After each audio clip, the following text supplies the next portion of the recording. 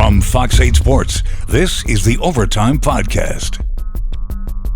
From the Fox 8 studios in New Orleans, this is the Fox 8 Overtime Podcast. I am your host, Sean Fazende, riding shotgun, co-pilot as always, Andre Johnson Jr. It's a new week, but before we get into this video, be sure to like, share, rate, review. If you are watching us on YouTube right now, hit that subscribe button. Get the bell notification when we drop some new content. It is Monday, which means we've got some more content to bring you today.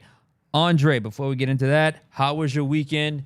How are you doing today? It was good. You know, today was cool as well. Spent the morning at the Shrine on Airline talking to the NOLA Gold, the rugby team, hoping to make the playoffs for the first time in their time as a team here in New Orleans. Yeah. So we'll hear more about that later this week. Yes, I know the family that owns the NOLA Gold quite well. So shout out to them. Hopefully they got all their ducks in a row as their new season kicks off here. Some of the best gear. Yeah, in the city, one of the best logos in all of sports. The best just set up with their gear and their colors. They do a fantastic job over there with the NOLA Gold.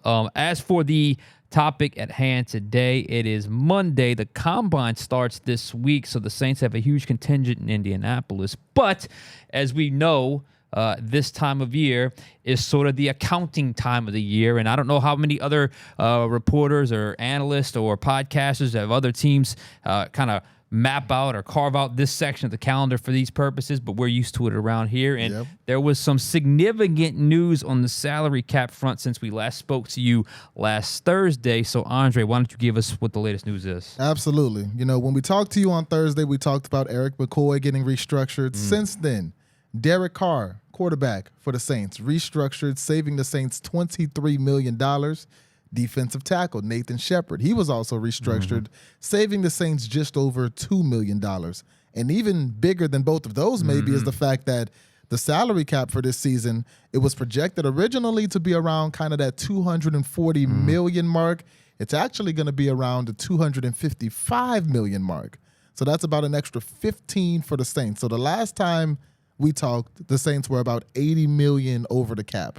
As we sit here today, after Carr being restructured, Shepard being restructured, McCoy being restructured, and the increased cap, the Saints are about $40 million over the cap. So they've pretty much cut that in half since then. Yeah, well, how about a little bit of a February Christmas gift from the NFL for the black and gold? By the way, by way of a higher than projected salary cap. We're all going with the numbers that we thought it would be because those were earlier leaks that had come out, 239, 240, 242. Instead, it ends up being 255, depending on where your projections were for each team in 2024. So, of course, this is a huge benefit to the Saints, who, as we know, are in the midst of their annual salary cap shedding session.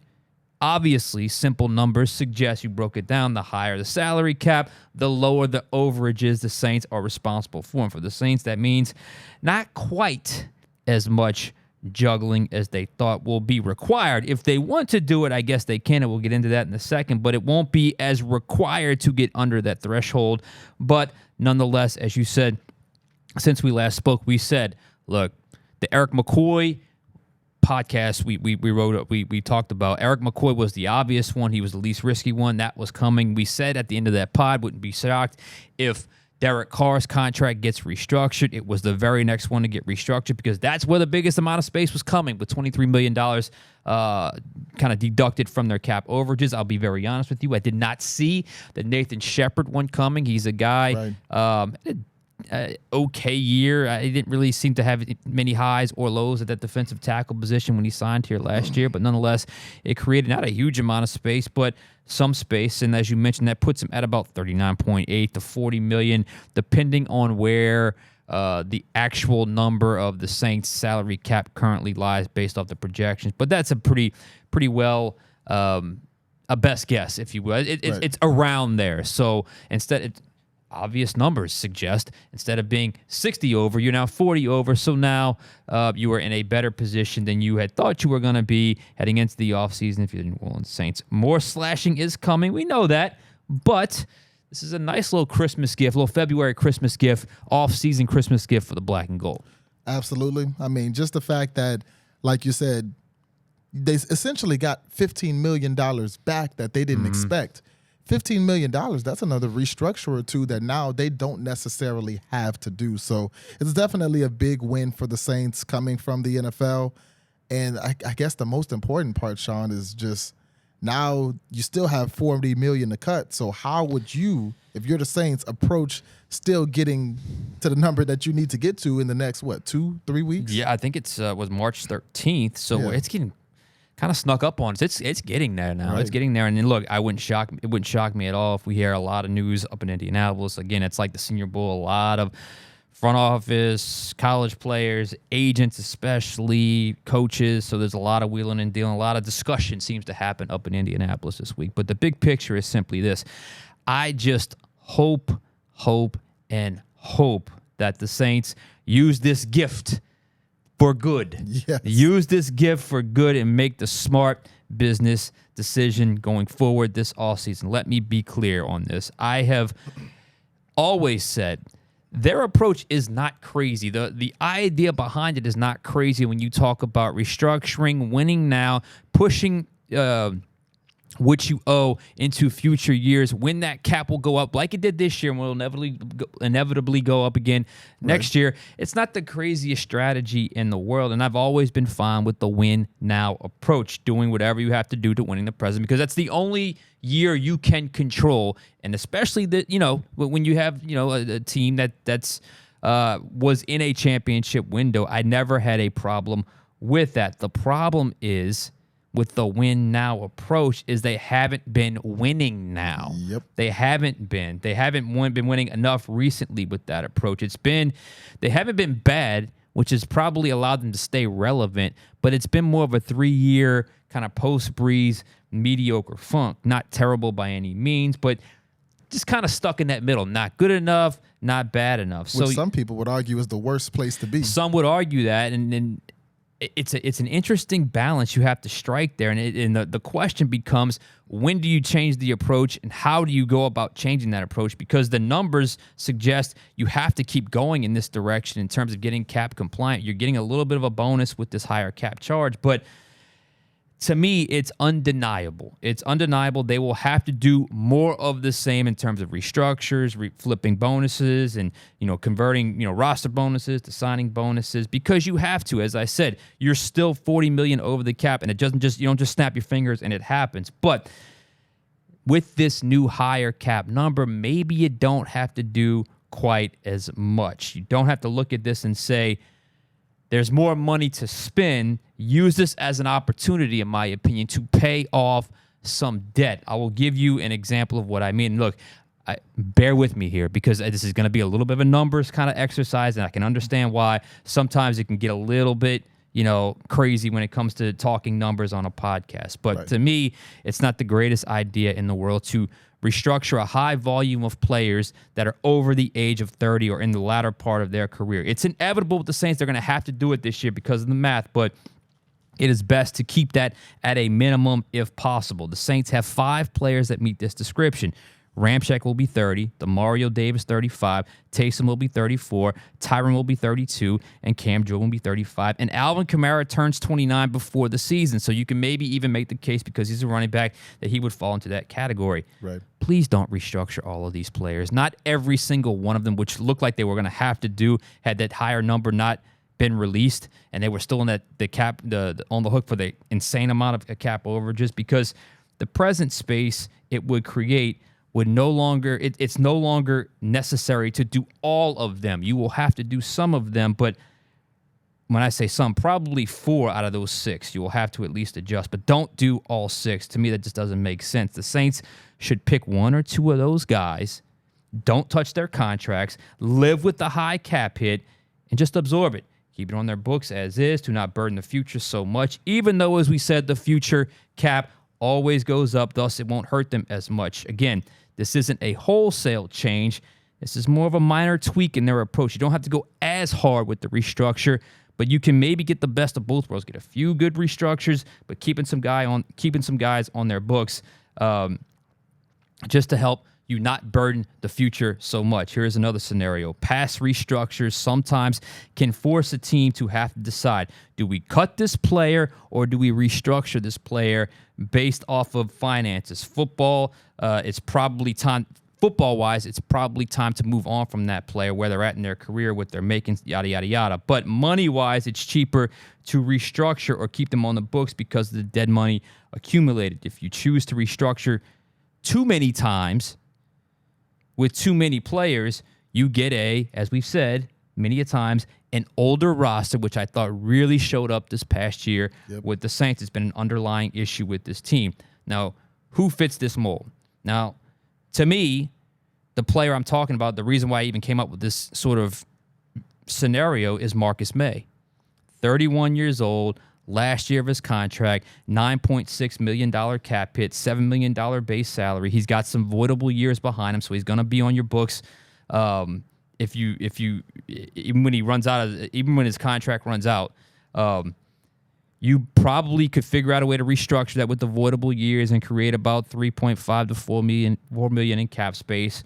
And cutting him would only get you $1.2 million in cap space. So you can do the math. It's a little more beneficial financially to restructure as opposed to cutting him. But look, he's exactly the type of player I'm talking about. He's north of 30. Restructure him, just keeps him hanging around, keeps that liability up. And he only played in 17 games last year. So he's basically no longer an impact player. So with this high cap number, the Saints may have the luxury now of just moving on from a player like Marcus May, taking the slightly higher dead money hit, lower cap savings. I understand it's a lot of numbers here, people. I get it. And then you'd be done with him right now as opposed to still having him on your books for later years and getting down. Like, to me, this is what the bonus of the higher salary cap allows you to do. You can now approach these scenarios with maybe a little bit different thinking. You may be okay with just not quite as much cap savings, but you could still get a guy that, to me, has not been an impact player off your books and look towards the future. Absolutely. And I think it's important to remember that the goal here is not just to clear the $40 million that you're over the cap. I'm so glad you're bringing this up, yes. The goal is to get way under that because the Saints have 9 draft picks coming up. Mm-hmm. You got to sign those draft picks. You need money to sign those draft picks. The Saints still have needs that they might not address in the draft. They might want to get a D lineman in the free agency that's coming up. They might want O-line help. With the new offensive coordinator coming in, he's going to want smaller, faster guys. You might want a veteran quarterback if you don't want Jake Haener to be your QB2 coming into the season. We talked about Michael Thomas probably being out.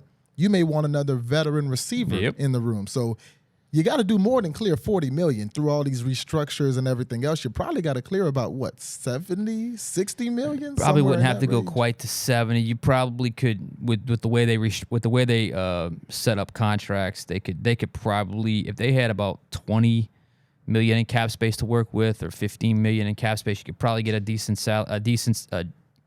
draft class signed, and then go out and do sort of your bargain shopping on the free agent market. Now, what you're not going to be able to do is sign a blockbuster Derek Carr contract. You're not going to be able to do that, and I don't think and usually that doesn't work. Usually, when you get the high-end free agent from another team, it almost never works with his new team because that's just the way it tends to work. But yeah, they got to get low enough to sign their draft class and sign a few free agents, because they're going to do that. They're going to add some free agents from other teams. They do it every year, and there's some guys that could potentially work at certain positions that could, potentially fill a need. Right, and because there were some guys that the Saints got last season for the low who actually helped a good bit, and the first one that came to mind was Colin Saunders. Yeah. Colin Saunders, I believe, played every game. Mm-hmm. He had an impact, especially when it came to stopping the run in the middle as a defensive tackle. Nathan Shepard, I mean, they were impressed by him enough to keep him, to restructure their contract. He's another guy that they picked up just over the offseason last year for the low, but on a defensive line that's probably one of your biggest weaknesses. Those guys played a pretty big role. See, here's where I get a little bit nervous. Like you said, you have to get low enough. Right. But I also think it would be a mistake if you just look at all the high base salaries on your contracts and just restructure them all, because a lot of those guys are in their 30s. Absolutely. So there is like a push-pull balance you have to have there with, okay, I could do this if I restructured this guy. Is it worth? That's where I get a little nervous because that's where I think this team ends up with a little bit of an older roster, and that's why I think this, I guess you'd call it a $15 million bonus is a blessing in disguise because maybe now you're not forced to do all of these guys, and you're not forced now. But if you want to do it as a luxury to make room for another free agent, I guess you could. But I do think this probably saves you one or two like unnecessary restructures just for the sake of getting below the cap. If you're doing it to sign a player that could help your team, because look, this is the other thing.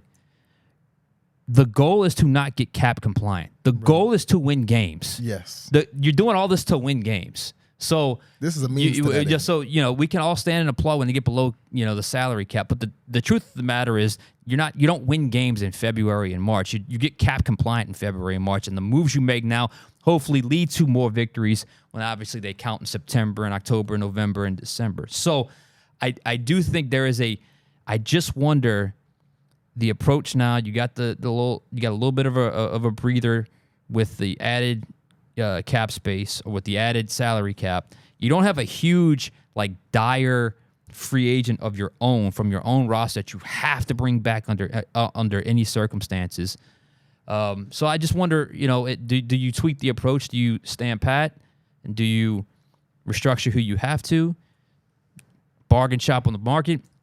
And then sign your draft class? I got to look at it. Usually, it seems like it would be a lot to sign a draft class, but an actual cap space, it doesn't take up nearly as much as you might think. Not really, especially the way the draft picks are set up. The Saints have a first rounder, a second rounder, then they've got 4 fifth rounders, 2 6 rounders, and a 7th rounder. Right, and look, they're gonna wheel and deal that. We know that they're gonna. But even like because it's only the top 51 they get counted on the books at least in the offseason, and this gets really into the weeds of salary cap stuff. So I remember the first time I saw an article that suggested how, and this was a few years back, how much the space the Saints would need to sign their entire draft class, and it was really low, relatively speaking, from what I thought it would be because of the way they set up those contracts and what actually counts on your books. So I'm just very curious to see how the Saints truly approach this, like, bonus, if you will. I mean, they just got a $15 million bonus if you really think about it. So to me, I think the prudent thing to do is to just make smart business decisions. Don't go crazy because you got the extra cash or extra cap space, but just kind of try to balance it out with subtle moves, but also really doing your best to get some of these just contracts either off your books or make this be sort of the end of it, where you can kind of just swallow the big cap hit because that cap had gone up in 2024. So knowing the numbers, knowing the 3 guys who have already been restructured, if you just look at cap hits, and go down the list, you've got Ryan Ramczyk, Cam Jordan, Alvin Kamara, Demario Davis, Taysom Hill, Marshawn Lattimore, Carl Granderson, Michael Thomas, Tyron Matthew, Cesar Ruiz. So knowing the numbers, who would you expect to see restructured next? Because the Saints still have about $40 million. Yeah, well, look, like I said, there's 2 columns here, okay? And it's funny because Cam Jordan could effectively be on both columns. But for this exercise, I'm just doing them. There's the bonus conversion where it goes from roster bonus to signing bonus. That's a very easy one. You just turn it around and you spread it out over the life of the contract. Those 3 players are Carl Granderson, Cesar Ruiz, and Cam Jordan. Now, Cam Jordan also has a high-ish base salary, so you can do the base salary thing with him as well. That's why I would hold off. I would do the bonus conversion because that doesn't necessarily kill you in future years. But Cam, where he's at in his career, we talked to him a couple days ago. Yep. I would hold off on pushing more or converting more of the base salary and try to convert it and spread it out over the life of the contract. So I think those 3 moves will happen in that way. And then, like I said before, you got to make a decision on Ryan Ramczyk. We can only go by Mickey Loomis's word because it's all we have so far. Hopefully, we'll have an update from Ryan Ramczyk fairly soon. And if he plans on playing next year, either they're doing some kind of crazy salary conversion to makeable incentives to lower the cap, or they're doing the restructured contract. Ryan Ramczyk would be one. Kamara's one. If he's back, because there's obviously a topic of him with trade talks. I don't know if that's going to happen. Taysom, and then Demario Davis is another possibility, and Tyron Matthew is another possibility. That's 5 guys I mentioned right there on that column. Of those 5, I think the Saints should do their best to only restructure 3 of those contracts instead of all 5. Whew. If you can make numbers work, do it. You may not get quite the cap space you want, but I think it's in their best interest to do it that way, as opposed to restructuring an endless amount of guys to get cap space and have it blow up in your face. Definitely, because that's how they got here. You know, Right. we talked about the Saints being, if you want to take snap-adjusted age by team, the Saints at 28 and a half years old have the oldest roster in the NFL. And the reason that they're here is, as you mentioned earlier, just kind of kicking the can down the road and continuing to restructure guys as it goes on. Well, and you see why you kind of get stuck in that cycle, and there's no way out of it. Exactly. You have a little bit of a way to shave a little bit more off than you maybe would of that debt because of the added cap space or the added salary cap. So that's where you have to take advantage. I hope they don't get caught in the frenzy of free agency and just kind of get impulsive like the former head coach was all the time, because I just think there's a more sound approach that probably has to start taking place beginning this offseason, because I think, like we said before, we've seen an older roster, and if you keep restructuring, it stays old. So you just try to draw the line with how many restructures you're going to do. Absolutely. And when it comes down to it, like you said, the goal is not to win February, March. The goal is to build these pieces, get them in place so that you can win in September through February. And we've got a lot of big stuff coming up. We've got the Combine you mentioned this week. Start of the NFL calendar brings free agency. And that's going to be fun. Yep. And then we're getting into the pro days and everything. We're getting into the draft coverage. So, yeah, buckle up. We're talking about salary cap right now, but in these next month, 2 months, it's really going to start, tightening up and seeing who could potentially start to be the face of the future in this Saints franchise. Yeah, we're going to start hearing names out of the Combine, who they like, who they don't like, who could potentially be high on their radar. We're going to start hearing those whispers starting this week, and then we'll go through the draft season, the draft visit season, the pro day season. Free agency is going to be crazy. So it's about to get real in the NFL offseason calendar. It is already here. Anything else for us today? Oh, I'm good, Sean. All right. Andre Johnson Jr., I am Sean Fazende. We'll catch you guys next time on Overtime.